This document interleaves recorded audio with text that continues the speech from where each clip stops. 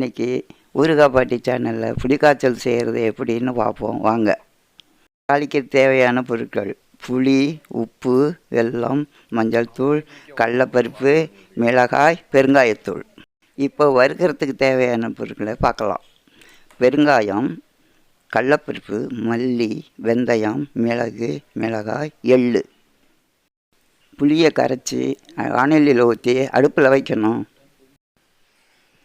கடாயை போட்டு கொஞ்சம் எண்ணெய் ஊற்றி பெருங்காயத்தை போட்டு வறுத்துக்கிட்டு கடலைப்பருப்பையும் போடுங்க. அதை கொஞ்சம் வறுத்து அதுக்கு பிறகு மல்லி, மிளகு, வெந்தயம் எல்லாத்தையும் போட்டு நல்லா கொஞ்சம் பொன்னிறமாக வறுத்துக்கிட்டு மிளகாய் அதுக்கு பிறகு போட்டு வறுத்து எடுத்துக்கிட்டு எள்ளையும் போடணும்.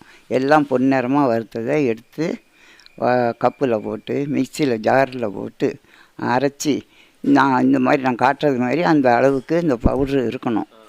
அது தண்ணி கொதிச்சிக்கிட்டு இருக்குது. அது பச்சை வாசனை போகிற வரையிலும் நல்லா கொதித்த பிறகு காயில் எண்ணெயை ஊற்றி கடுகை போட்டு நல்லா அது பொரிஞ்சிக்கிட்டு இருக்கும் வரையில் கடலைப்பருப்பு, மிளகாய் இது எல்லாத்தையும் போட்டு நல்லா பொன்னிறமாக வறுத்து புளிக்காய்ச்சலில் கொட்டணும். இப்போ உப்பை போடுறோம்.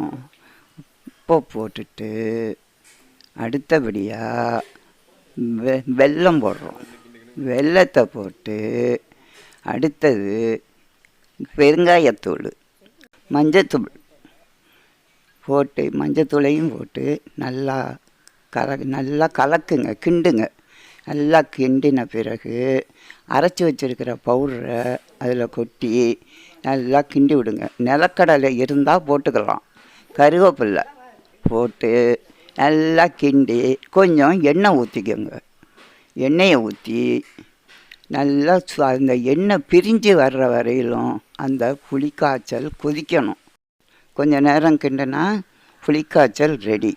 ஊறுகாய் பாட்டி சேனலுக்கு சப்ஸ்கிரைப் பண்ணுங்கள்.